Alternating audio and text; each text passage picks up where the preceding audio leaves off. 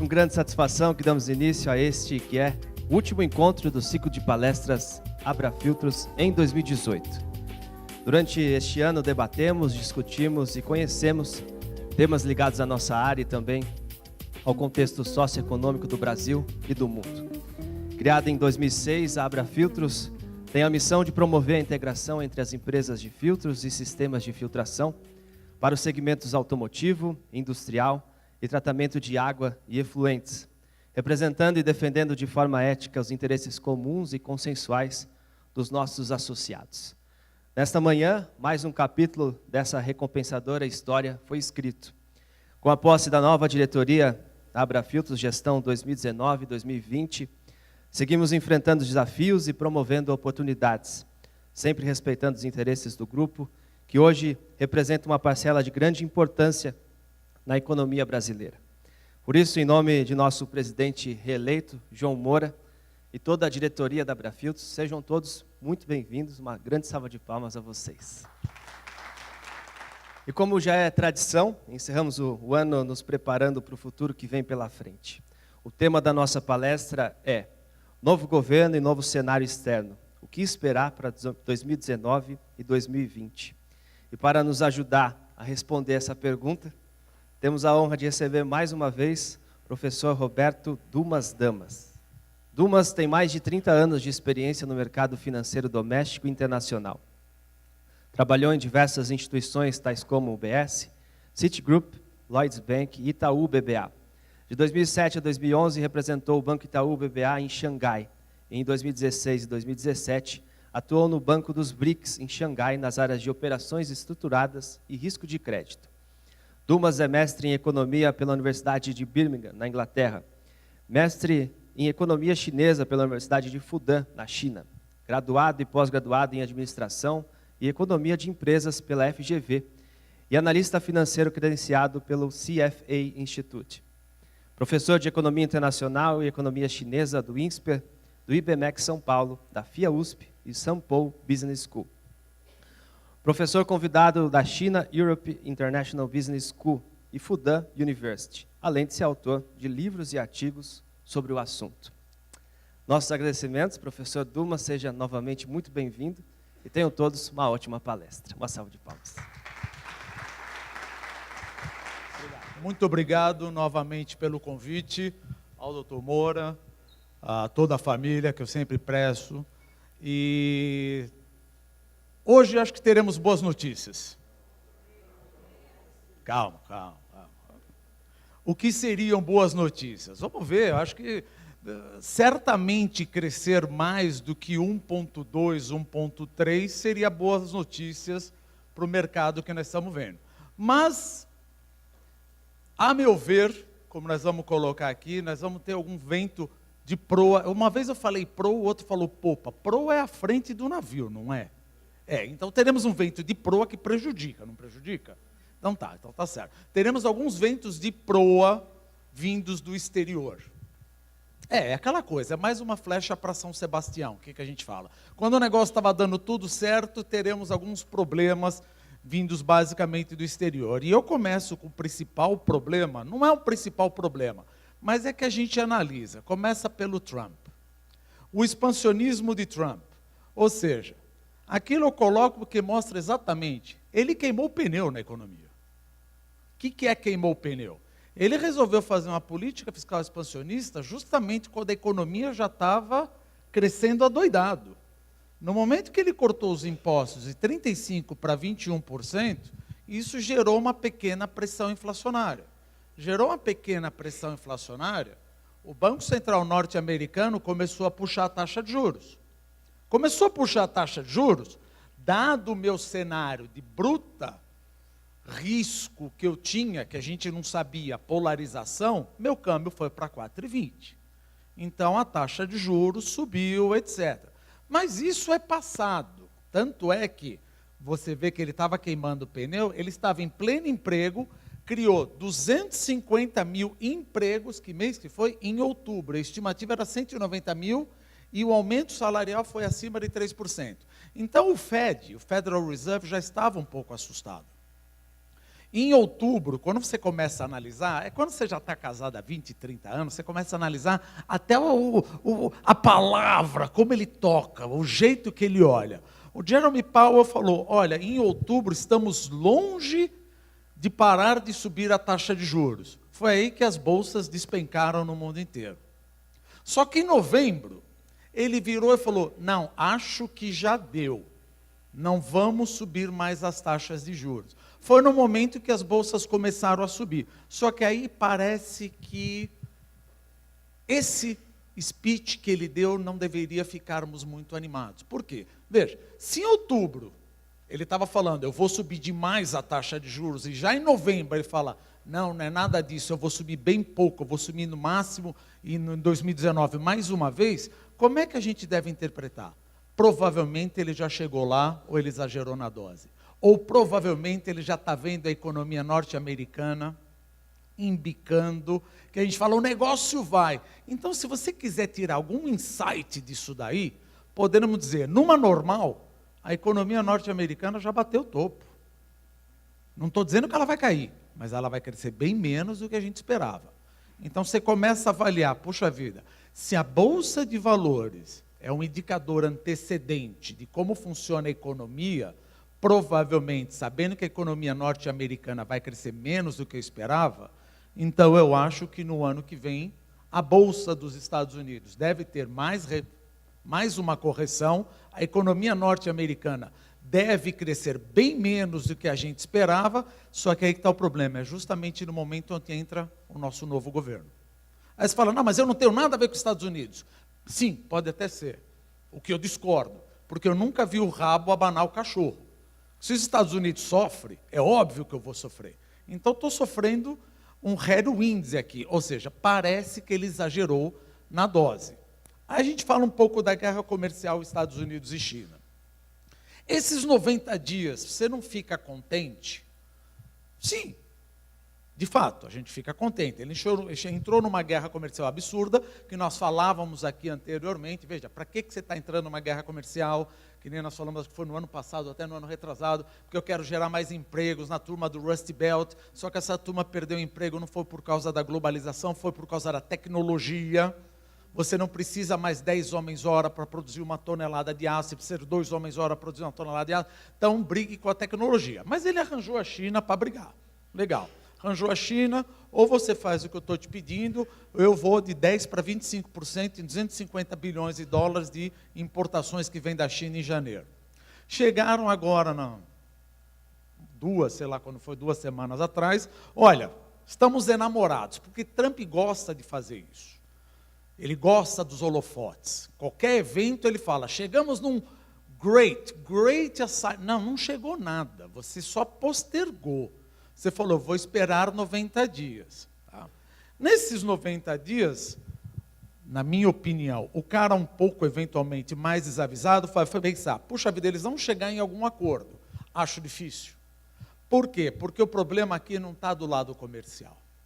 O problema aqui está do lado do roubo de tecnologias, pretensamente ditada pela Trump, da China com os Estados Unidos, e da transferência forçada de tecnologia de empresas americanas ou internacionais para empresas chinesas. Bom, mas qual é o problema? Aí você vai lá para trás na história, aquela coisa. Quando você começa a ler um pouquinho a história da China, você vê que tem um problema aí que, na minha opinião, acho que Trump não sabe, mas deve ter chegado para ele e falou, vai lá, fala, porque o negócio é pior do que você imagina. Por quê? Em 1989, eles tiveram o massacre da Praça da Paz Celestial, aquela coisa horrorosa. De 1989 a 1991, a China praticamente desapareceu do mundo. Ninguém mais queria colocar dinheiro na China, falou, olha, isso é um absurdo, não vamos mais colocar dinheiro na China. China desapareceu, cresceu bem menos, ou seja, tudo aquilo que Deng Xiaoping queria fazer de 1979, estava indo por água abaixo. Nesse momento surgiram os maoístas, aqueles que adoravam Mao Tse-tung. Ele falou, está vendo? Eu não falei que ia só dar problema? Vamos voltar como a gente era, vamos voltar com uma economia central planificada. Quando caiu o Muro de Berlim em 89 e a União Soviética caiu em 1991, Deng Xiaoping chegou numa grande sacada. Falou, se eu não correr agora, a maior parte da grana do mundo vai acabar voando para essas novas repúblicas soviéticas. Então foi aí que ele fez o grande compromisso. Ele pegou o Partido Comunista Chinês, pegou o Exército de Libertação do Povo, o Exército, e falou, olha, vocês estão comigo? O que você quer dizer vocês estão comigo? Se vocês aprovarem a nossa continuidade de reforma, da maneira que a China cresce, vocês vão crescer comigo. Não, peraí, eu não estou entendendo. O que você quer dizer? O Partido Comunista Chinês vai sempre controlar e liderar o país. Está claro? Está claro. E o Exército de Libertação do Povo vai ter sempre o dinheiro e participação em algumas empresas estatais e privadas para poder absorver esse nosso crescimento econômico. Oi? Como é que é? Então você está querendo dizer que existe sim uma grande probabilidade de que o Exército de Libertação do Povo controle e ou tenha participação acionária em empresas chinesas? Sim, tem. E é isso que está pegando justamente nesse acordo comercial. Por exemplo, a menina da Huawei, a Madame Wang, ela era do Exército de Libertação do Povo. É óbvio que todas as benesses estão indo para ela. É óbvio que se existe aquela coisa que o meu chefe dizia o seguinte, se você comeu, se você estudou, você não é tão burro. Você não pode ser tão burro. Quando alguém te dá uma estrutura organizacional de uma empresa, você tenta entender uma, duas, três, quatro vezes, fala, gente, eu não estou entendendo quem controla quem. É porque não é para você entender. Então tem empresas chinesas que você pega a estrutura organizacional, aí você tem uma sociedade de propósito específico que controla a outra, que controla a outra. Eu falei, eu realmente estou olhando essa empresa e não sei quem é o controlador. Provavelmente é que não é para você saber mesmo. Então provavelmente tem empresas chinesas onde tem o Exército de Libertação do Povo. Aí tá, aí você fala, tá, Duma, o que eu tenho a ver com essa porra toda? O problema é, eu não acho que teremos um acordo em 90 dias. Se a gente não vai ter um acordo em 90 dias, Trump vai querer colocar mais tarifa. Trump vai querer colocar mais tarifa, mais volatilidade no novo governo. Mais volatilidade. Porque a coisa não está só nesse negócio. Então, prendeu, soltou e os chineses prenderam o canadense. Então, o negócio está muito mais geopolítico e tem que entender o que aconteceu lá em 1989 para ver que a coisa não é tão simples assim. O negócio tende a piorar. E, mesmo que a gente fale que o negócio seja de balança comercial, na minha opinião, quer dizer, não é na minha opinião, isso é uma identidade macroeconômica. Se os Estados Unidos vão gastar mais e vão ter mais déficit fiscal, a conta externa dos Estados Unidos só tende a piorar. Isso é óbvio, por identidade macroeconômica. Então, além de piorar com os Estados Unidos, ou melhor, com a China, por causa dessa trégua que não vai acabar em 90 dias, ou melhor, que vai acabar em 90 dias a trégua, muito provavelmente Trump vai apontar as armas para a Alemanha, porque é o maior país superavitário. E depois vai apontar as armas para a gente também. Então eu acho que a brincadeira com o Trump deve piorar do lado chinês, por motivos geopolíticos, e que vai pegar justamente na posse do novo governo. Então você tem um headwinds aí, um vento de proa, não pode confundir de popa, senão que não deve ajudar muito. Que mais que a gente tem? Aí você olha por que desculpa, aqui não está mostrando, mas sobe a taxa de juros de longo prazo dos Estados Unidos. Você vê que a taxa de juros subiu. Subiu demais? Não sei se subiu demais, mas por causa disso meu câmbio deu aquela depreciada. Aqui eu sempre trago esse gráfico aqui atualizado. O que ele mostra? Eu pego a Bolsa de Valores dos Estados Unidos de 1880 até agora, que é como? Avaliação do preço-lucro, que é uma metodologia que você avalia a ação. Eu peguei o Standard Poor's 500, quer dizer, eu não, Robert Shiller, pegou o preço-lucro, ou seja, desde 1880 até agora. Se você for olhar, quando foi a última vez que a Bolsa norte-americana esteve tão alta, que é a linha azul? Foi 1929 e ano 2000. A Bolsa norte-americana nunca esteve tão alta. Então já chegou a hora. Tanto é que esse ano ela cresceu 0. Já chegou a hora dela ter uma correção. Não, mas o que levaria a ter uma correção?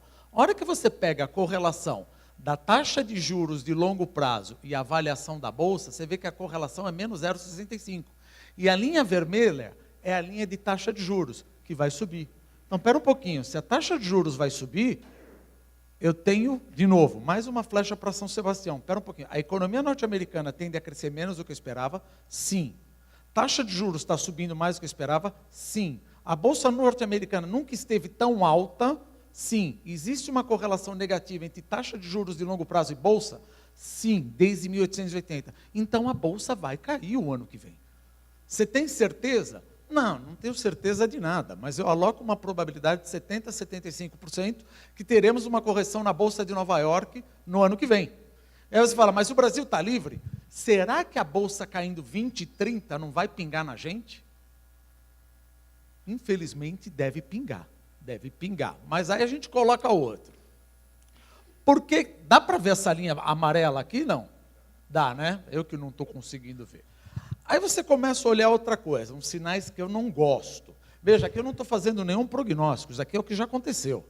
Não estou fazendo nenhum prognóstico. O que a gente tem? Dívida das empresas em relação ao PIB.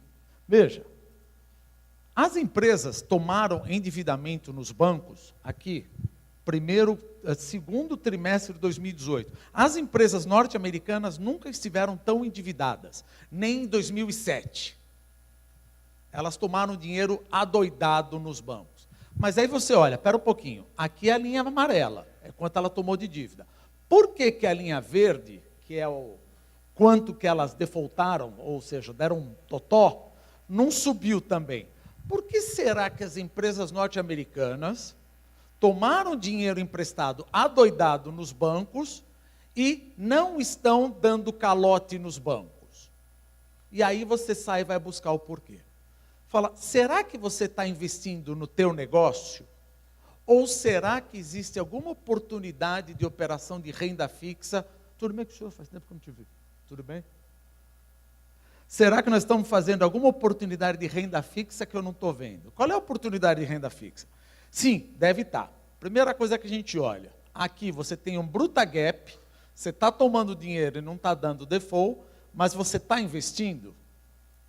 A hora que você olha o CAPEX, que é o Capital Expenditure, você fala, não, a empresa nunca se alavancou tanto, mas está investindo menos. Que diabo, para que ela está tomando esse dinheiro? Onde ela está enfiando esse dinheiro? A resposta está no seguinte, ela está recomprando as próprias ações da empresa dela. Mas por que está recomprando a própria ação?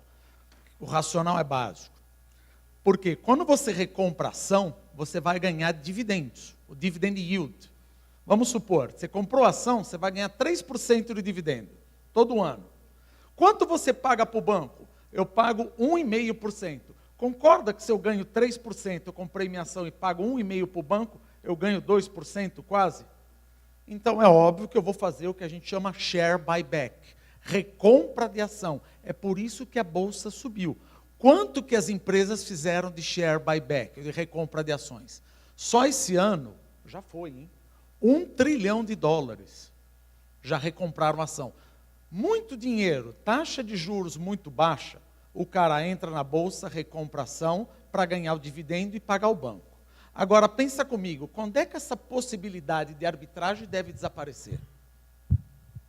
Quando é que deixa de ser interessante eu tomar dinheiro no banco para recomprar as ações e ganhar? Provavelmente quando o negócio inverter, né? O meu dividendo for menor do que o custo bancário. Olha onde nós estamos. Então, provavelmente as empresas vão parar de fazer a recompra. Então, quem está entrando, quem entrou na Bolsa dos Estados Unidos, não foram os investidores comuns. Foram as próprias empresas recomprando a ação para ganhar esse spread que ganhava no dividendo, menos o que pagava no banco. Só que agora o banco está cobrando mais do que o dividendo. Duas coisas, essas empresas têm que pagar tudo o que tomaram e a bolsa, eu não vou mais fazer essa operação. Você concorda que é a terceira ou quarta flecha que eu estou dando na bolsa? É a terceira ou quarta flecha que eu estou dando na bolsa. É a terceira ou quarta flecha que eu estou dando na Bolsa dos Estados Unidos. Aí a gente coloca outro estudo, não sei se dá para ver. Spread dos Treasuries e PIB dos Estados Unidos. Pega lá desde 1985. O que é isso? Você tem um bond, que nem tesouro direto. Você tem um tesouro direto que vence em 2021. Aqui eu tenho um tesouro direto que vence daqui a 10 anos e um tesouro direto que vence em 2 anos. Tudo bem? Se o tesouro direto que vence em 10 anos estiver remunerando menos do que o de 2, que mensagem você está passando para a economia? Veja, eu prefiro ganhar menos no longo prazo, porque eu sei que a economia vai ficar bem menos aquecida, a taxa de juros vai ser bem menor, então uma taxa de juros de longo prazo menor me satisfaz. Mas no curto prazo, como eu ainda estou vendo, então eu quero mais taxa de juros. Então o spread entre 10 anos e 2 anos fica negativo. Você paga mais num tesouro direto de 2 anos do que um tesouro direto de 10 anos. Só que olha que indicador antecedente. Aqui, em 1988, você vê que o tesouro direto de 10 anos pagava menos que um tesouro direto de 2 anos. Olha o que aconteceu com o PIB dos Estados Unidos. Caiu. Chegou no ano 1999, o tesouro direto de 10 anos paga menos que o tesouro direto de 2 anos. Olha o que acontece com o PIB. Chegamos em 2007, antes de 2007, o tesouro direto de 10 anos paga menos que o tesouro direto de 2 anos. Olha o que acontece com o PIB. Onde eu estou agora? Eu estou aqui, eu estou no 0 a 0. Ou seja, então tudo mostra que a economia norte-americana vai desacelerar mais rápido do que a gente imaginava. Aliás, Jeremy Powell mudou o speech dele de outubro para novembro em um mês. Ele falou, não, estamos bem longe de parar de subir a taxa de juros. Chegou em novembro e falou, não, acho que, bateu, cheguei lá. Nós ficamos felizes, só que se você olhar, read between the lines, o negócio não ficou legal. Então, eu estou esperando uma coisa, não quando, é difícil dizer, mas 2019 com 2020, certamente não passa disso. Eu acho que 2019 já começa degringolar. E aí pensa, Trump nunca vai achar que o problema é dele. Ele sempre vai querer culpar alguém. Ele vai ter sempre o problema de Homer Simpson. O problema é a Alemanha, o problema é a China. E aí ele vai causar mais alvoroço ainda. E eu estou entrando no governo. Quer dizer, eu não preciso disso. Força a bordo, comandante. Aí vem uma bruta de uma onda contra a minha cara. Não preciso disso. Bom, esse foi os Estados Unidos. Vamos para a Argentina. Eu não estou projetando nada, mas é o que a gente tem, é meu irmão. O que eu tenho na Argentina? Coloquei tudo aqui. Déficit em conta corrente de 4,8% e déficit fiscal de 5,5%. Aqui não está o pior. Já, isso que me assusta, eu já vou mostrar. Primeiro, é óbvio que eles estão numa bruta crise cambial. O peso argentino depreciou 50% nesse ano. Bom, mas aí você fala, balde se teve uma crise cambial. Se o peso deprecia, eles exportam mais, se eles exportam mais, o PIB sobe. Não é bem assim. Porque mais de 50% das dívidas das empresas estão tomadas em dólar. Ô pai, por que tu me abandonas? Quer dizer o quê? Então, que o meu ativo está em peso argentino e meu passivo em dólar. Eu tomo um pula pirata de 50%, o meu patrimônio líquido, se bobear, fica negativo. Exatamente. Então vai ter um monte de quebradeira de empresa na empresa? Exatamente. Então a crise cambial evolui para uma crise corporativa? Exatamente. Aonde mais? Você pega a dívida pública, que não é alta, é 58% do PIB. Só que desses 58%, 64% estão em dólar. Puxa vida, então minha dívida pública também vai explodir. Então, estou com uma crise cambial, crise corporativa e crise da dívida pública. O que vai acontecer com o PIB? Não é o que vai acontecer com o PIB. Já aconteceu. Aqui, em maio de 2018, o PIB caiu 5,8% e 4% no segundo trimestre. O que eu tenho a ver com isso? Não sei. Levando em consideração que tudo do que eu exporto de carros e autopeças, 66% vai para a Argentina, pronto. O que acontece com as minhas exportações para a Argentina? Bom, mas isso já aconteceu, já acabou. Posso fechar a conta? Não. Esse ano, ou melhor, ano que vem, teremos eleições para ver se o Macri vai ser reeleito. Qual é a probabilidade dele ser reeleito? Aí o senhor vai decidir. Qual é a possibilidade de vir uma Cristina Kirchner falar, falei que ia dar merda. Bota eu de novo que vai dar certo, vocês não concordam. Tá vendo? Comigo não tinha FMI. Comigo não tinha desvalorização cambial. Ou mesmo que você não coloque um robô peronista lá, esse é o maior problema. Argentinos detestam o FMI na porta. Então, no momento que você tem um FMI com uma dívida de 57 bi, e ele colocando, olha, eu quero que você faça isso, e eu vou ter uma reeleição, quer dizer, uma reeleição não, uma corrida para a reeleição de Macri, Deus me livre se ele não ganha. Quer dizer, eu já estou com um vento de proa, qualquer coisa você me conserta, não ser reeleito. Aí a gente coloca a Turquia, não tem nada a ver com a Turquia, mais ou menos. Por que eu não tenho nada a ver com a Turquia? A Turquia também está em crise. Ela depreciou a lira turca dela em 100% esse ano. Ou seja, foi uma loucura. Só que o que mais me preocupa, aqui são dados, tá? Duas coisas. Você tem 168 bilhões de exposição de bancos europeus expostos em ativos turcos. Tá, aonde que eu quero chegar? BBVA, BNP Paribas, Unicredit, ou seja, Espanha, Itália, França, estão 168 bilhões de dólares expostos em ativos turcos. E a Turquia quebrou, juntou as peças.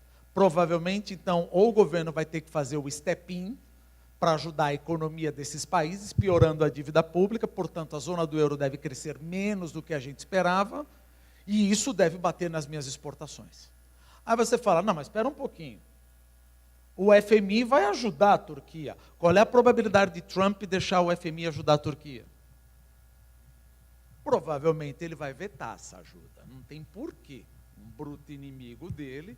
Então, e aí ele vai começar... Veja, tudo bem, é aquela coisa. Essas coisas a gente pensa de madrugada, quando está muito triste, depressivo, né?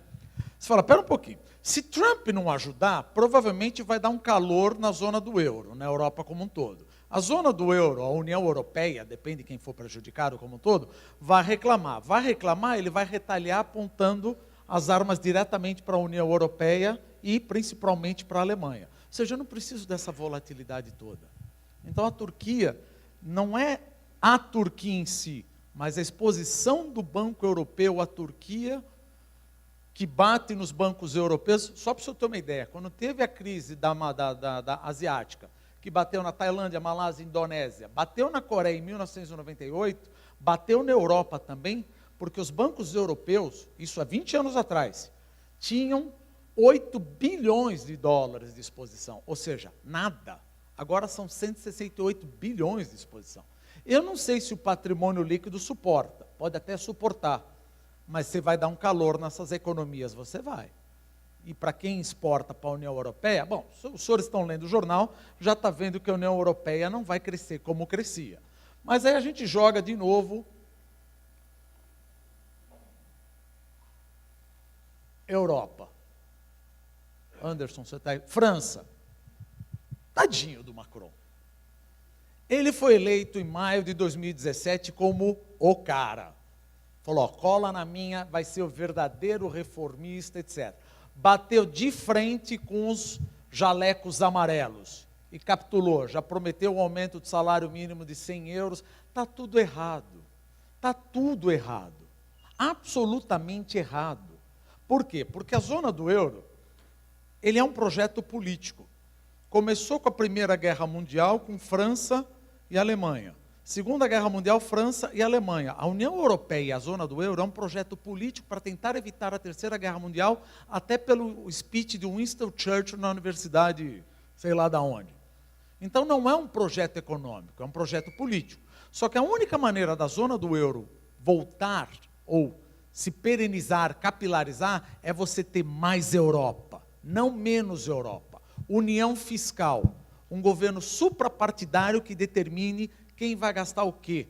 Porque não pode a Itália falar que vai gastar tanto, e depois a França falar que vai gastar tanto, a Alemanha fala, então eu vou ter que ser solidário a vocês. Então vamos fazer o Tratado de Maastricht, vamos fazer o Pacto de Estabilidade e Crescimento, eu vou te meter uma multa. Multa não dá certo. Então a gente precisa botar um governo suprapartidário, uma absolutamente união fiscal. E o único cara que tinha a cabeça de fazer essa união fiscal na Europa era o Macron, mas ele está com um índice de aprovação quase próximo ao... Qual foi o último mesmo? O único que era unificador da Alemanha, Itália. Itália está com o movimento Five Star e o The Northern League, que são os eurocéticos. Entraram em confronto com a comunidade europeia em relação ao déficit fiscal, os títulos públicos, o yield dos títulos públicos italianos bombaram. Na hora que bombou, os bancos italianos perderam dinheiro. Voltaram, mas agora eles querem voltar tudo aquilo que o governo anterior havia aprovado em relação ao sistema de pensão, sistema de previdência, ou seja, vão gastar mais. Então a Itália também está com um governo populista. Quem é o outro? A Alemanha já acabou, não a Alemanha. Mas a Angela já falou, olha, estou fora, não sou mais líder do CDU nem do CSU. Então quem vai ser o líder? Não temos líderes. Era o Macron, era a Alemanha, não tem mais. A Itália está batendo cabeça com a comunidade europeia. Aí você pega o último. E o Reino Unido? Brexit. Quer dizer, coitada da Theresa May. Essa está apanhando horrores. Ela está apanhando até dos amigos dela, que ela teve uma moção de desconfiança. Ou seja, ganhou 200 para 116, não, alguma coisa. Mas como é que nós vamos fazer o Brexit? Não, vamos sair da União Europeia, porque o cara que quer sair do Brexit, ou melhor, o cara que quer sair da União Europeia, ele quer sair a qualquer custo. Só que eles esqueceram de analisar o seguinte, uma coisa besta, boba, vocês esqueceram das duas Irlandas. Você tem a Irlanda do Norte, onde você tinha o IRA, e a República da Irlanda, que é um país independente, que faz parte da União Europeia. Como é que a gente faz? Então, quem é o hard Brexit, o cara quer sair do Brexit, ele fala o seguinte, mete um hard border, separa as Irlandas mesmo, e vamos ficar completamente independente da União Europeia, porque eu não quero ser um vassalo. Aí chegam os irlandeses e falam, então, deixa eu te explicar que você não sabe. Nós temos um acordo chamado Good Friday Agreement, de 1998, onde nós depusemos as armas do IRA, porque nós tiramos essa fronteira. Se você botar fronteira, provavelmente nós vamos voltar com o atentado terrorista. Bom, então o que eu faço? Então vamos botar um soft border. Só que o soft border, o cara que quer realmente sair, ele não aceita, porque o soft border significa que o Reino Unido vai continuar tendo um tratamento aduaneiro com a União Europeia. Ou seja, você vai continuar dentro da União Europeia e agora sem abrir a boca. Mas isso é temporário. O cara não quer. Então, qual é a probabilidade de dar caca nesse negócio aí? É uma coisa grande. Então, expectativa que a gente faz para o euro, deprecia em relação ao dólar. Para a libra esterlina, deprecia em relação ao dólar. Eu acho que aqui tem um ponto. E a China? China está bem.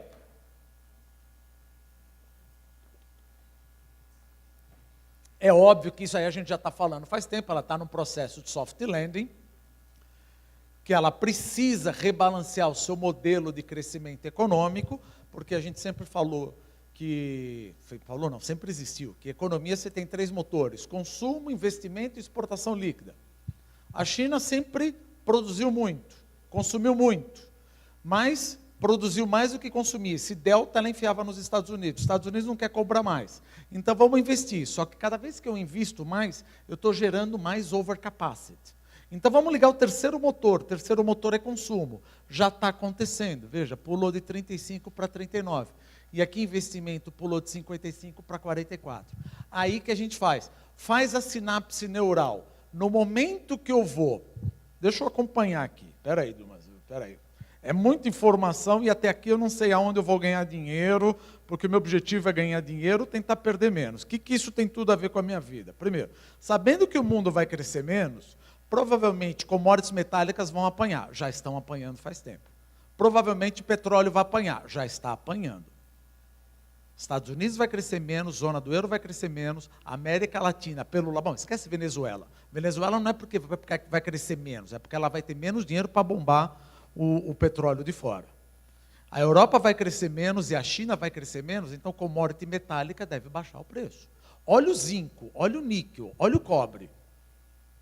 Olha o preço dessas commodities. Ou seja, essas commodities, o preço dessas commodities, são um ótimo indicador antecedente de como vai ser a economia mundial lá na frente.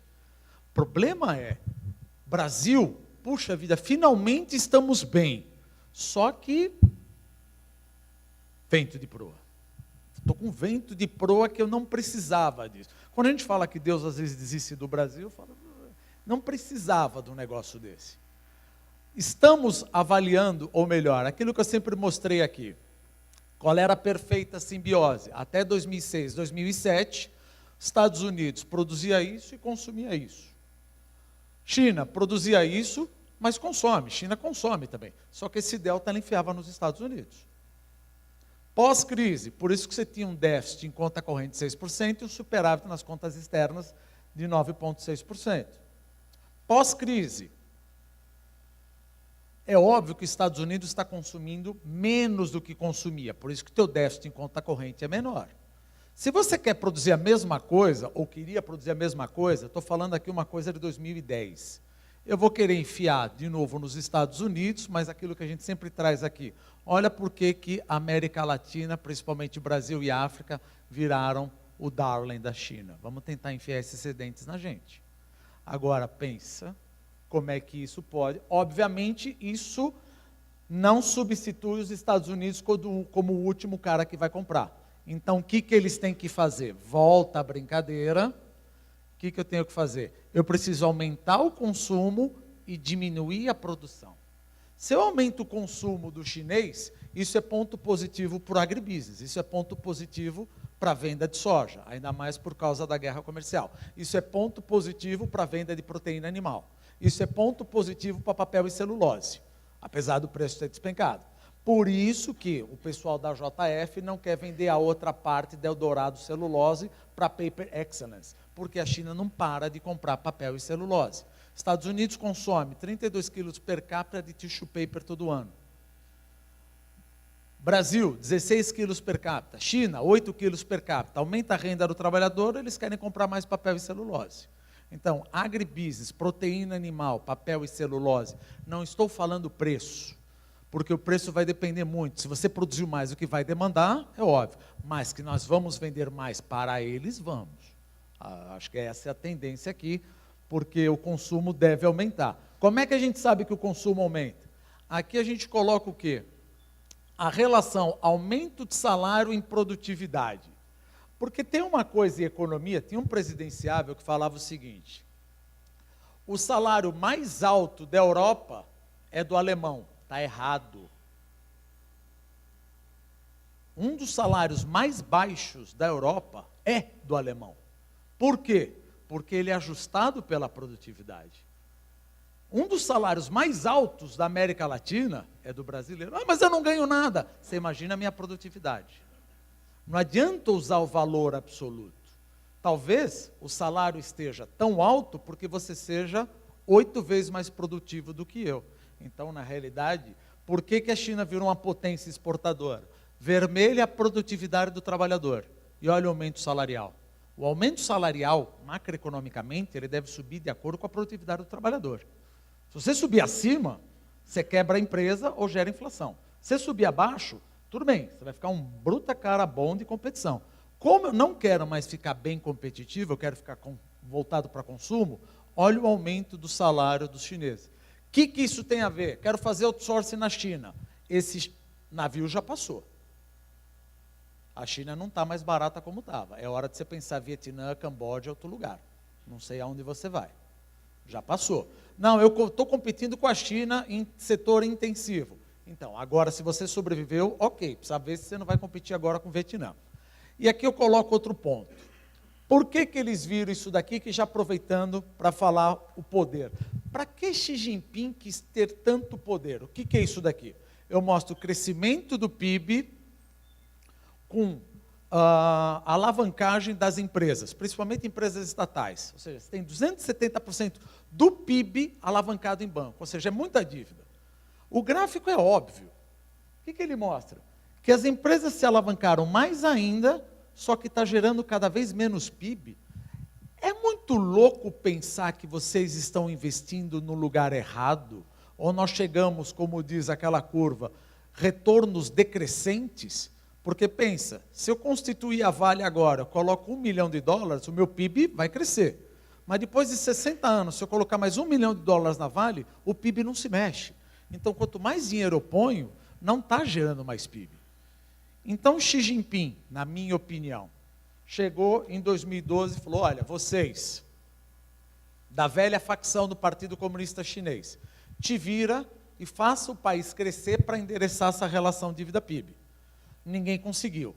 Como ninguém conseguiu, o que ele fez? Ele pegou a liderança absoluta, porque a gente fala, na China tem democracia? Não, não tem, mas dentro do Partido Comunista Chinês tem. Então, o que ele fez? Ele pegou a liderança absoluta, defenestrou todos aqueles que eram contra a reforma econômica. Por que reforma econômica daria problema?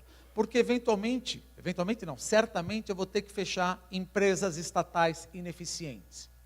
E, ao fechar empresas estatais ineficientes, eu vou trazer dessabores com membros do Partido Comunista Chinês que vão entrar no ostracismo. E também vou ter tensão social. Essa tensão social, nada melhor do que eu controlar com mão de ferro. Então, para mim, não há a menor dúvida que a China vai reformular o modelo econômico dela e vai ter um crescimento um pouco menor se Trump permitir. Se não permitir, ele começa a aumentar investimento novamente. Aqui eu coloco só a nova era, que a gente já tinha falado. E o negócio do Brasil, chinês no Brasil? Gente, a gente já tem um estoque de 54 bilhões de chinês aqui. Somos superavitários com eles. 47% do FDI, que é o investimento direto, vai para energia, óleo e gás, mineração, outros, automotivo, agronegócio, etc. Vários anos aqui, e continua a mesma coisa, nós mostramos o problema da infraestrutura. Cada ano que passa, nós estamos investindo menos em infraestrutura. O ano passado, nós investimos 1,6% do PIB. Esse ano, provavelmente, não passa de 1,4% do PIB. E para você manter ou recuperar a depreciação acumulada, eu preciso de 2,3% do PIB. Se eu não investir em infraestrutura, eu não tenho capacidade produtiva, eu não tenho aquela parede. E quem o único internacional que está vindo aqui com bastante força é o chinês, inclusive maior investimento em infraestrutura e logística para suprir as cadeias de suprimento. Agora, o que eu já não gostei? Para que falar que eu não quero vender a soberania para os chineses? Aonde que eu estou perdendo soberania? Desculpa a minha ignorância. O fato de eu deixar um chinês fazer uma estrada, o fato de eu deixar um chinês fazer uma hidrelétrica, fazer uma termoelétrica, fazer uma linha de transmissão, eu não acho que ele vai pegar toda a água da hidrelétrica e levar embora. Eu não acho que ele vai gerar energia e fazer uma linha de transmissão para jogar essa energia em Xangai. Eu não acho que ele vai pegar a turbina e levar embora. Então, tudo que ele for fazer, ele tem um contrato de concessão e um operador, principalmente o operador nacional do sistema. Então, atrai assim, não os Estados Unidos, não China, atrai também os Estados Unidos. Uma coisa não quer dizer a outra. Não, mas o governo passado se distanciou dos Estados Unidos, não discordo. E se aproximou da China, não discordo. Agora, falar que a China é maoísta, o senhor está falando bobagem. Ministro das Relações Exteriores. O senhor está falando bobagem. Não tem nada de maoísmo nisso. Aí pegou aquela coisa, porque o que eu entendo? Não, tem que ser não ideológico. Sim, tem que ser não ideológico, mas agora parece que às vezes eu estou vendo algum discurso que é ideológico com sinal trocado. Calma. Governo, eu tenho que ter um poker face, uma face de poker. Ninguém está pedindo para você se alinhar aos Estados Unidos. Não precisa botar o cap Trump 2020. Agora o senhor é filho do presidente. Isso não cabe bem. Não é adequado. Se Trump não ganha em 2020, como é que fica a sua negociação? Olha, eu apoio você. Ela não. Ela ganhou. Como é que eu vou negociar com ela em 2020? Ela não vai ter uma enorme vontade. Mas eu prefiro ele, eu falo o que eu quero. Não fala não. O senhor representa agora 202 milhões de brasileiros. O senhor não tem nome, o senhor representa o governo. Então, muito cuidado com o que fala, analisa, não coloca o seu fígado nos discursos. Porque economia é coisa mais simples, mas muito cuidado do tom que o senhor endereça comigo. É aquela coisa, eu tomo o dinheiro do chinês adoidado, eu pego o dinheiro do Bradesco. Quer saber? Estou de saco cheio de pagar para o Bradesco, vou falar umas verdades para o meu gerente. Você concorda que não soa bem fazer isso? Não, mas eles são maoístas. Aonde? Eu nunca vi uma Ferrari dourada, mas já vi na China. Aonde que isso é mal? Você concorda que o cara que tem uma Ferrari dourada deve ser a terceira Ferrari dele? Porque o cara não compra a primeira, quer saber, vou comprar uma Ferrari dourada. Deve ser a terceira dele. Aqui, para a gente comprar um Onix, é um inferno. Eu pago em 40 vezes, com carência de 20 meses. Mesmo assim, não, mas eles são o maoísta, eles são os comunistas. Pontos de atenção. Agora vai começar notícias boas. Graças a Deus. Protecionismo de Trump, aumento dos juros e apreciação do dólar. Fuga de capitais, Argentina, Turquia, Polônia, África do Sul, Brasil. Desaceleração da economia chinesa. Populismo na Europa, Itália, exposição de bancos europeus ativos turcos. E aqui que me assusta. Bolha de ativos, correção maior à frente nos Estados Unidos. Isso me assusta.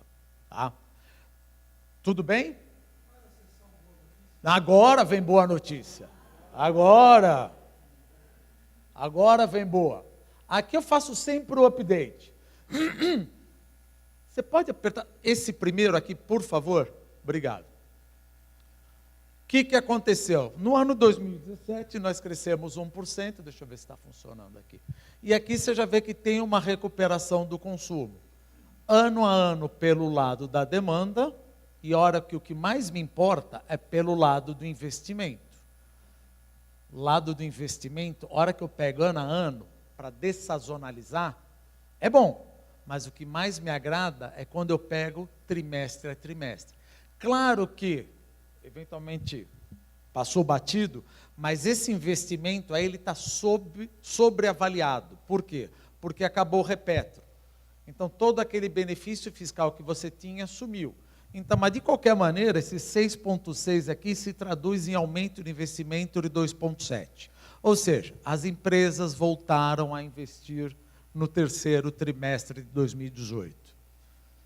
O consumo não é legal? Sim, o consumo é bacana porque você tem um hiato do produto, mas eu quero muito mais é que o investimento volte. Mas investimento tem que voltar em infraestrutura, que é o que mais gera emprego. Esse ainda eu não estou vendo. Por enquanto, eu estou repondo. Estou recuperando? Sim, esse ano nós vamos crescer 1,3, 1,4, mas o PIB ainda está 5% abaixo do seu pico no primeiro trimestre de 2014. Qual é a notícia boa aqui? Crescer agora é fácil demais. É só consumo, é só crédito. Ou seja, eu estou com hiato, eu não preciso de tanto investimento. O problema é o seguinte, aquela brincadeira que eu uso todo ano. Eu vou servir a cerveja, nós vamos ficar contente, mas cuidado, maneira, porque vai chegar um momento que em 2 anos eu vou bater na parede da capacidade produtiva. E aí gera inflação. Ou seja, eu tenho o hiato do produto aí que vai de 4,5% a 5,3%. Dá para eu crescer 4,5% a 5% sem suscitar pressões inflacionárias. Mas é melhor já começar a endereçar os investimentos, que senão vai, de novo, fadado ao voo da galinha. Então eu estou com uma bruta espaço para crescer. É tipo, você tem que fazer muita besteira para não crescer. Porque é só consumo, é só banco emprestar, no curto prazo, não no longo. Porque no longo eu preciso fazer a reforma, etc. Mas no curto, eu tenho espaço e não tem nada me atravancando, a não ser o crédito. Pode voltar, Anderson, por favor? E aquelas coisas que a gente sempre fala, Selic, inflação, ok, vamos ficar tranquilos, Selic 6,5%, vou dizer, eventualmente, por que deve aumentar no final do ano que vem, e aqui o que mais me preocupa, a minha dívida pública. Por que a minha dívida pública preocupa?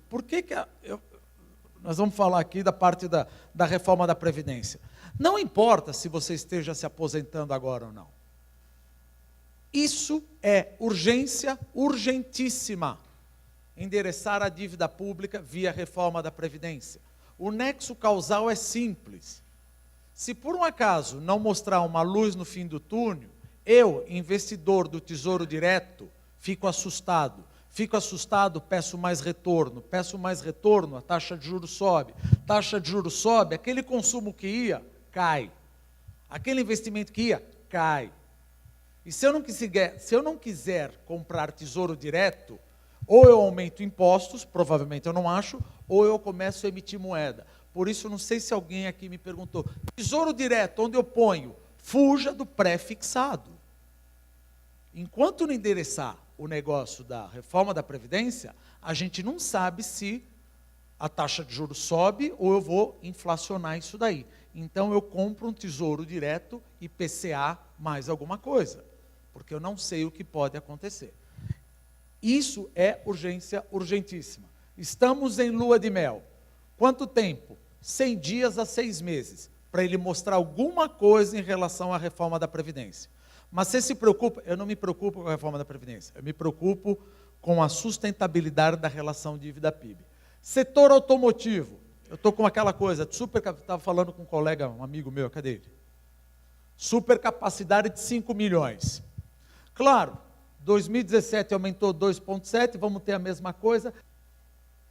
Não sei se dá para ver aqui, mas em 2017 nós exportamos 50%, que aqui vai dar 20 bi, 50% de carros e 33% das nossas exportações foram autopeças.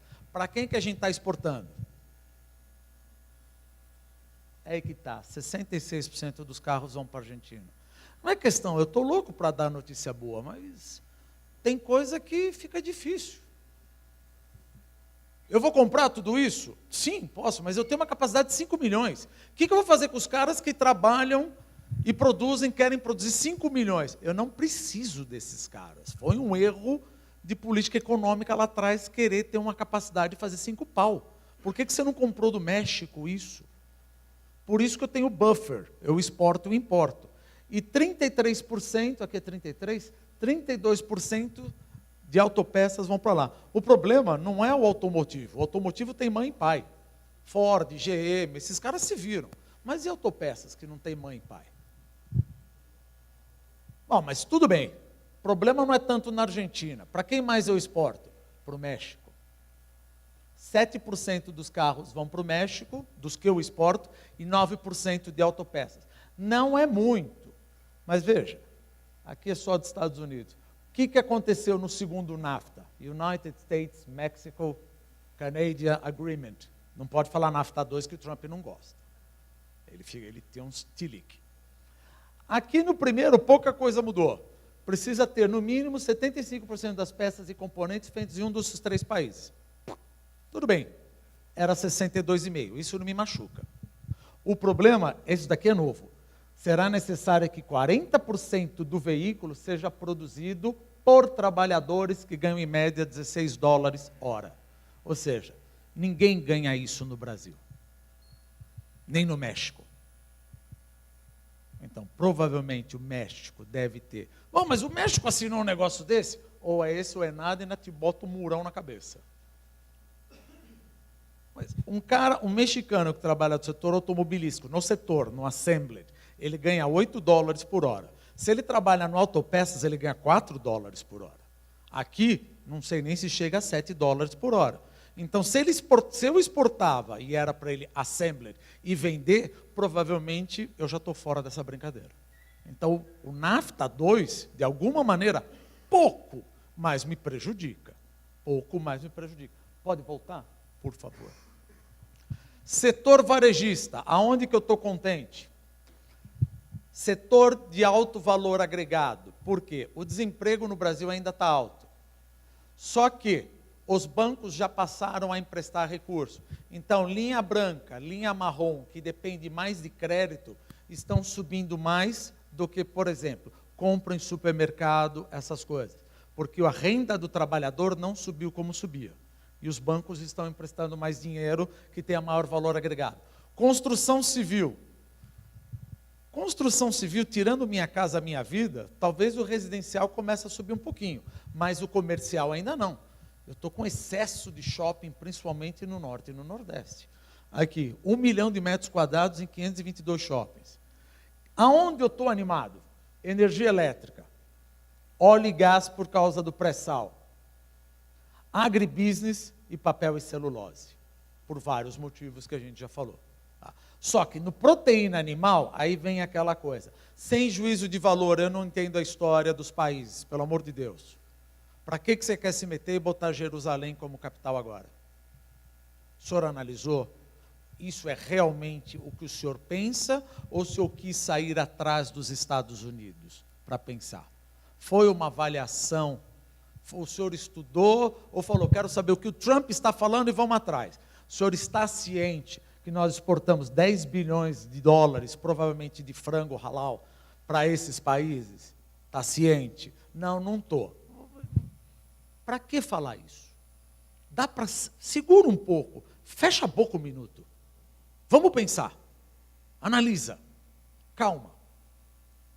E o problema quando a gente fala do governo, eu estava conversando aqui, nós não temos um presidente, nós temos 4. Tem o Flavinho, não é? Quando ele fala, não, ele é o presidente. Tem o Eduardinho, tem o cabo 2, para quando um fala, todo mundo é presidente. Para você controlar os 4, para eles baterem cabeça e descobrir que barata voa, um fica lá para cá, e eu, o que eu sou? Eu precifico ativos. Falou, olha, se vocês começarem a bater cabeça, você me assusta. Por enquanto, até... Não, o garoto errou. Não tem problema chamar garoto. O problema é que não pode errar.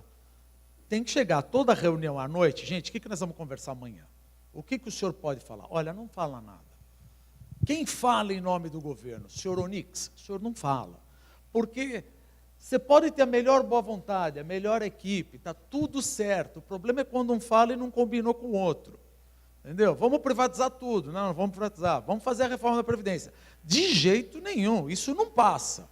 Ele falou no Nova York. Talvez passe, mas eu acho que não. Agora, imagina eu operando. Eu compro dólar ou não compro dólar? Chefe, é ele? Não, ele não falou certo. O Guedes fica louco. Eu falo, gente, aí vocês estão me assustando. Vamos unificar o discurso. Vamos unificar o discurso. Vamos aprender a ser presidente. Não sei ser presidente, então aprenda a jogar pôquer. Eu também não jogo, mas fica com aquela cara de Meirelles. Sabe a cara do Meirelles? Eu quero fazer aquilo. Você não sabe se ele está feliz, se ele está com dor de barriga. Essa cara do presidente. Não passe uma emoção, não pode. Porque Meirelles é cristalizado, né? Ele está feliz? Não sei. Anderson, último, meu amigo. Quer dizer, último não, deve ser o penúltimo aqui. Previdência Social, aquilo que nós falamos. Eu gosto de atualizar todo ano. Aonde está o problema? Porque uns vêm, outros não vieram no ano passado, então eu vou atualizando. O que eu tenho aqui, o peso do funcionalismo em 2018? Servidor público, total de aposentados, 3,6 milhões, custo anual. Aqui não é o déficit, é quanto a gente gasta. 273 bilhões com servidor público, ou seja, cada um ganha quase 76 mil reais por ano. Coitado, o cara merece, ele é filho de Deus. Eu não, sou filho de quem então? Sou do setor privado. 32 milhões de aposentados, 436 bilhões, cada um ganha pouco menos de 14 mil reais. Aonde está a justiça social aí? Tenta mexer no interesse do servidor público. E do militar? Você tem 330 mil, 40 bilhões, cada um ganha 121 mil. Vamos mexer no problema do militar? Eu quero que você vá no Congresso e enderece isso. O que a gente vê? Minorias organizadas prejudicando maiorias organizadas. O pessoal do setor público vai jogar um monte de falácia, mentira, falar, tá vendo? Querem tirar o dinheiro dos velhinhos. Mas olha quanto dinheiro o banco está ganhando. Porra, não tem nada a ver uma coisa com a outra. Mas aí você põe um cara da Globo falando, uma escravizaura, sei lá, alguma coisa falando, e aí você trai todo mundo do setor privado, fala, tá certo, não sou contra. E outra, para dar moral, eu acho que deveria mexer também nos militares, não? Quer mexer no privado? E tem muita falácia nesse negócio. É aquela coisa que a gente sempre fala. Vamos fatiar? É possível que fateiem. Fatiem, sei lá, fatiem. Onde você tirou fateiem? O que a gente tem? Tem um negócio, coisa que você precisa endereçar. Graças a Deus estamos vivendo mais. Usávamos a tábua atuarial da década de 70, quando o brasileiro vivia 62 anos. Hoje a média do brasileiro é de 76 anos.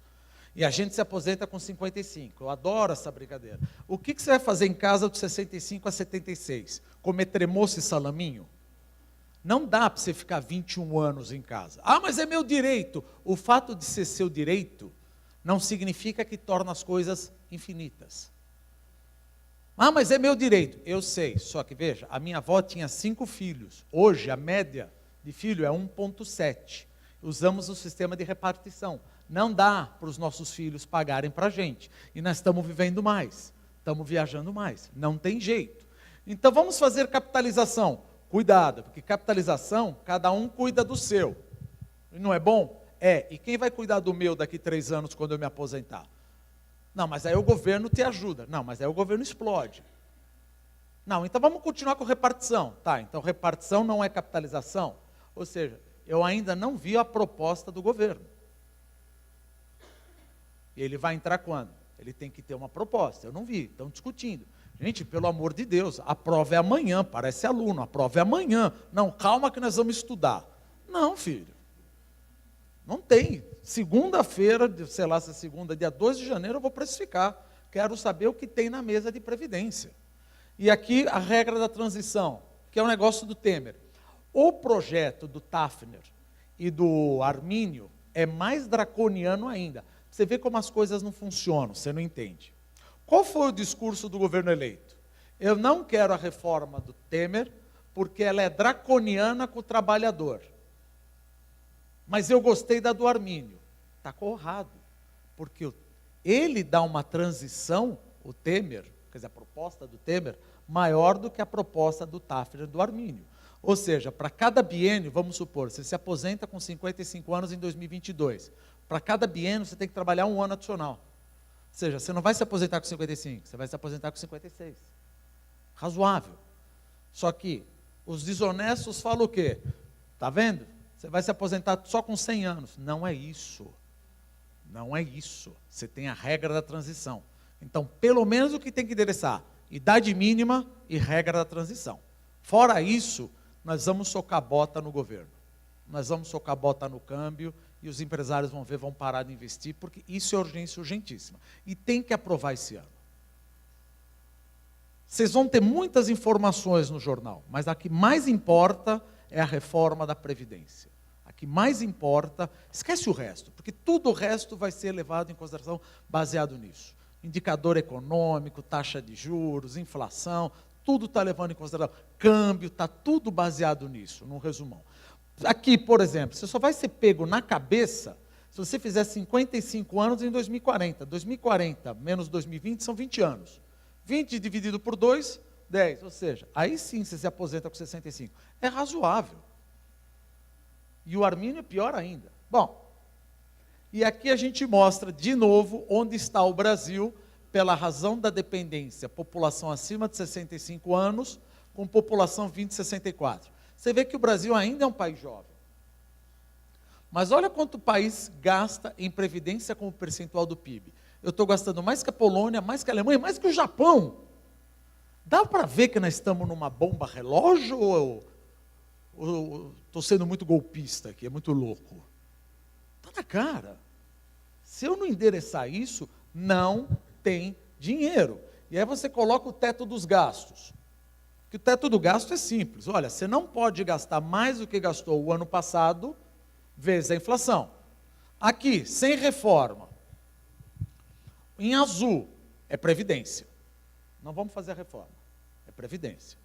Branco, quer dizer, nem sei se era branco lá, são os salários. Isso está garantido pela Constituição. Tudo está garantido.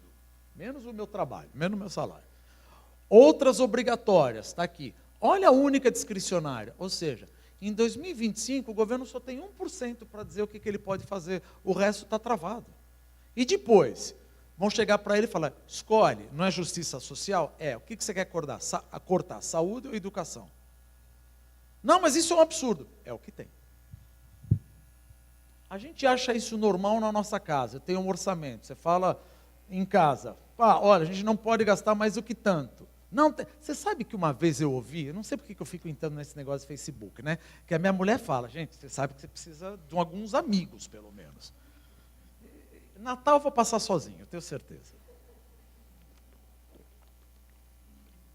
Tinha um chimpanzé que ele falou o seguinte, como é que era? que o incêndio do museu foi por causa do teto dos gastos. É ou não é um cara que tem os 2 pés no chão? Hã? E as mãos também. O que tem a ver uma coisa com a outra? O governo não gastou dinheiro com o museu por causa do teto dos gastos do maldito Temer. O Temer fala, não, manda flecha, mas essa é demais para eu? A gente nunca ligou para museu, cara. Agora, falar que foi o teto dos gastos, então você vê o nível do debate, tá? Ou seja, eu vou ter que começar a cortar coisas que aqueles que defendem a justiça social não cai do céu. Fazer o bem é bom, isso a gente sempre fala, fazer o bem é bom. E olha, minha trajetória cresceu aqui. Estou feliz. A única coisa eu olho, esquece o cenário externo, previdência, previdência. Isso eu preciso olhar e acompanhar. Ah, mas vai pintar um robinho aqui, um robinho ali, tá. Previdência. Previdência.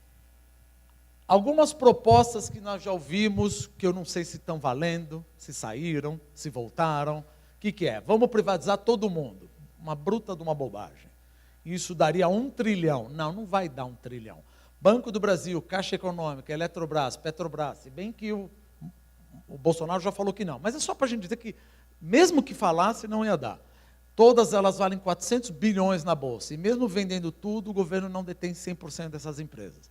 Então não é privatização. O problema não é endereçar hoje. O problema é endereçar a dinâmica.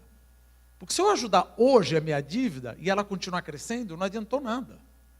Concorda? Eu preciso endereçar o problema de ela não pode continuar crescendo. Eu vendi a casa, não, eu não estou falando que não deve privatizar, mas o fato de privatizar não vai resolver a situação. Pronto, paguei as contas esse ano, mas ano que vem elas voltam. Então eu quero que o ano que vem não volte. E para o ano que vem não voltar, é só com reforma da Previdência e a tributária. E aqui eu coloco, privatização requer planejamento. Eu já trabalhei em privatização, é um inferno. Você tem que fazer reunião com o empregado, precisa 2 valuation, contratam 2 bancos, precisa saber que modelo você teve, vai ter legal injunction no Acre para o cara pegar o avião e ir lá para bater e tal, não sei o quê. Demora, que é uma loucura, não vai. E a última, por que a recuperação, estou no horário ou não? Estou, a gente abre. Por que a recuperação vinha perdendo força? Porque no começo do ano passado, uma coisa que aí a gente crava, o pessoal fala, Dumas, você é pessimista. Eu sempre errei. Sempre foi pior do que eu falei. Infelizmente. No ano passado nós falamos, eu não estou vendo o PIB crescer 3%. Eu falei, eu acho que vai ser entre 2,2 e 2,5. Vamos fechar em 1,2, 1,3. Primeiro, incerteza política. Ninguém votou nesse ou votou naquele. Você votou contra esse ou contra aquele. Eu nunca vi o Brasil tão dividido. Quem é que você votou? Tenho a mínima ideia, eu não quero outro. Cara, nós estamos ceifando amizades na família. Como é que vai ser o nosso Natal? Hã? Você já viu como é que vai ser o nosso Natal? Ah, mas o outro não roubou? Não, mas, ai meu Deus do céu. Fatores transitórios que contribuíram para o crescimento de 2017, que era a liberação do fundo de garantia, foram transitórios. Não dá para liberar fundo de garantia. Liberei o PIS, mas não dá para... Isso não é uma coisa estrutural. Tó, pega um presente. Você vai me dar presente todo dia? Não, mas pelo menos esse ano a gente fica contente. Lento aumento do crédito. Anderson, você pode apertar isso aí para mim, por favor? Dá para ver? Não, né? Nem eu estou. Bom, aqui está um lento aumento do crédito, né?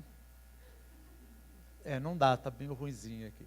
Mas o único que está aumentando um pouquinho é o crédito pessoal e capital de giro, uma BNDES indo lá para baixo. Pode voltar, por favor. O único que dá para ver é o que dá para voltar.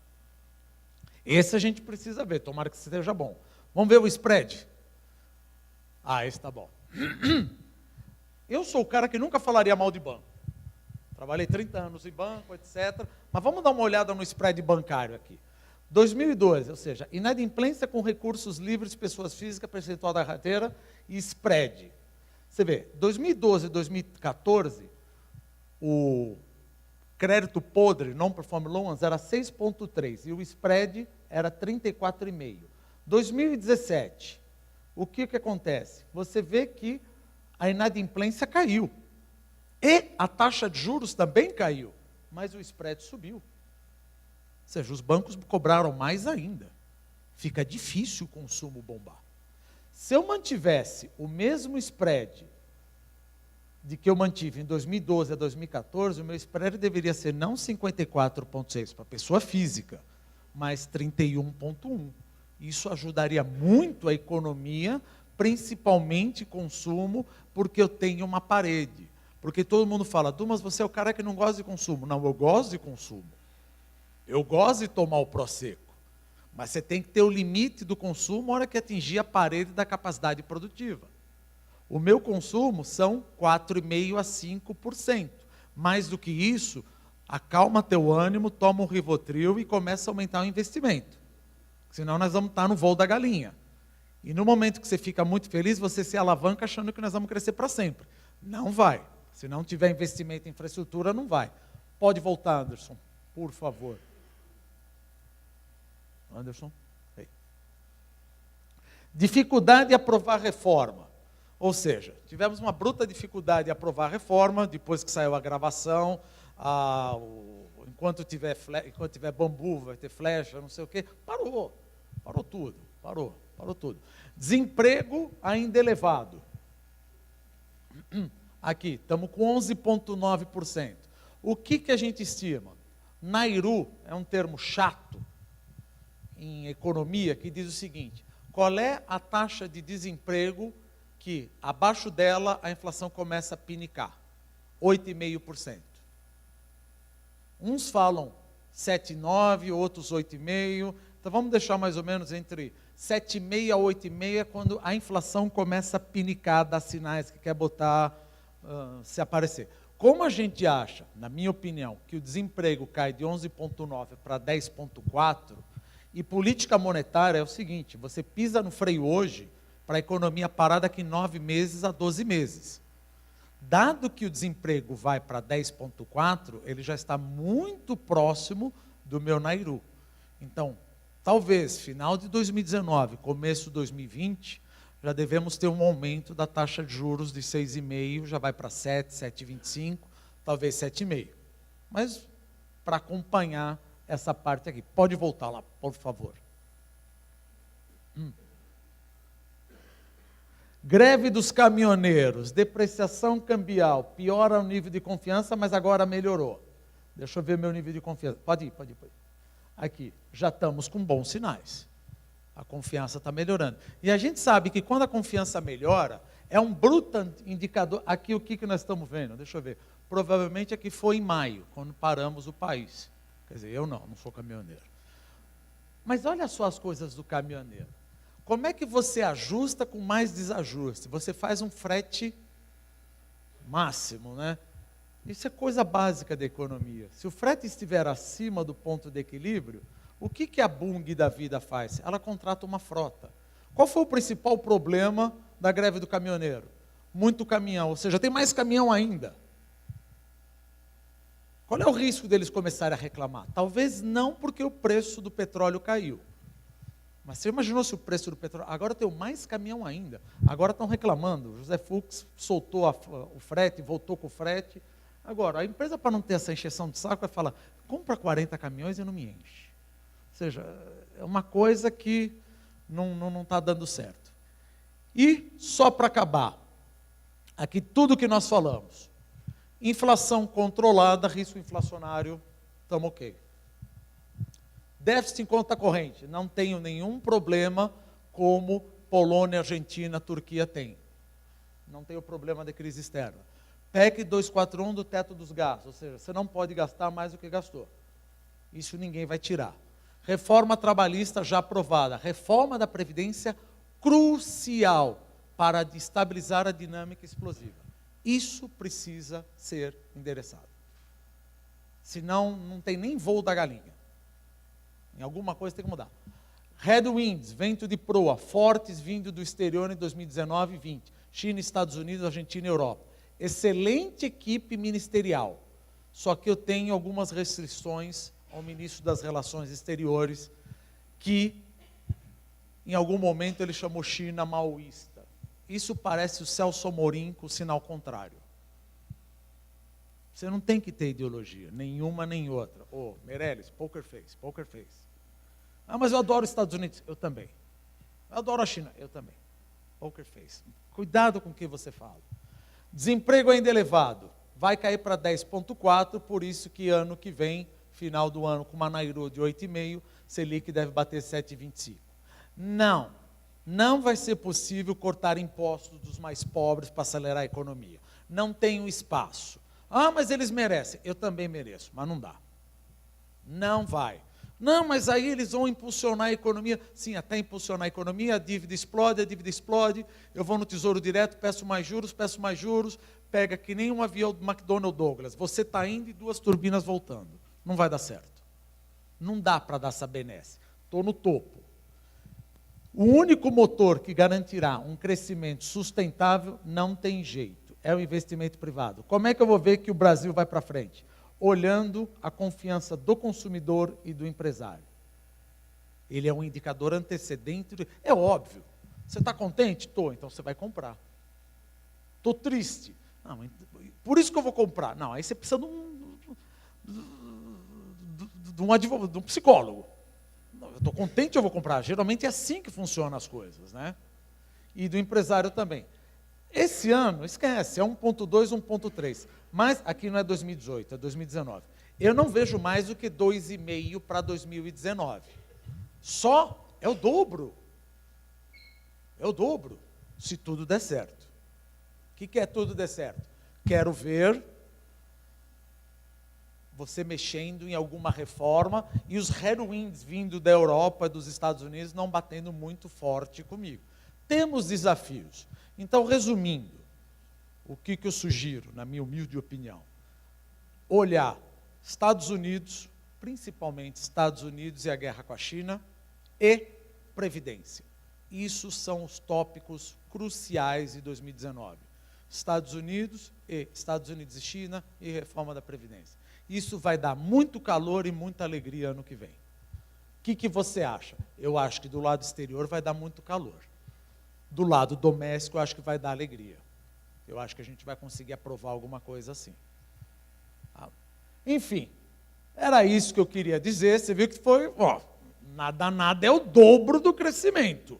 Estamos indo aos poucos, agradeço, muito obrigado. Estou aberto aqui a algumas perguntas que eu saiba responder. Obrigado, gente. Bom dia. Valmor, meu nome.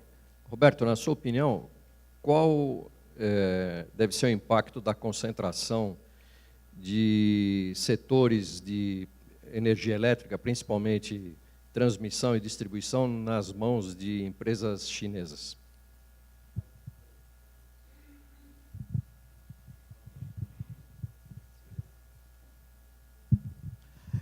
Eles estão vindo com tudo. Vieram, a State Grid veio aqui, estão fazendo o linhão de Belo Monte. A gente sabe que as joias da coroa, da Camargo Correia, Odebrecht, está tudo sendo à venda, tanto hidrelétrica, etc. Mas, mesmo que tenha uma concentração, aqui na minha opinião, nós não vendemos todas as distribuidoras e transmissoras para os espanhóis? A Bengoa, Isolux, Dragados, e que faziam um grupo, todas quebraram. Mas a maior parte delas quebraram. Então, mesmo que seja o chinês, eu tenho um contrato de concessão, você quebrou, você está fora. Existe uma possibilidade, não vejo risco, porque eu sou muito aquele posição Richard Nixon, follow the money. Alguém tem dinheiro para fazer no Brasil? Alguém tem expertise? Quem tinha expertise não tem balanço mais para cuidar disso. Puxa, então que nos atraia. Eu vendia distribuidoras para a Península Ibérica e para os franceses. Deixa vir o chinês. Professor, muito obrigado. Eu quero agradecer a presença de todos. Tem muita gente nova, estou muito feliz. Abrafiltros é isso que vocês estão vendo. E como vocês podem observar, dá para fazer. Tem gente que começou com a gente aqui há 12 anos atrás. E ninguém acreditava. E quando a gente acredita, é possível fazer. E vocês estão convidados, amigos, tragam amigos para falar conosco, tragam amigos para trazer mais informações para nós, que nós precisamos disso. E a vida continua, nós temos muito para fazer, e o segredo é ir fazendo. E nós, em 2019, vamos continuar fazendo. Eu quero valer da oportunidade, agradecer o Dumas. O ano que vem estamos de novo, vem mais otimista. Está melhorando. Eu quero desejar a todos um Feliz Natal, um próximo e um realizador 2019. Meu muitíssimo obrigado a todos.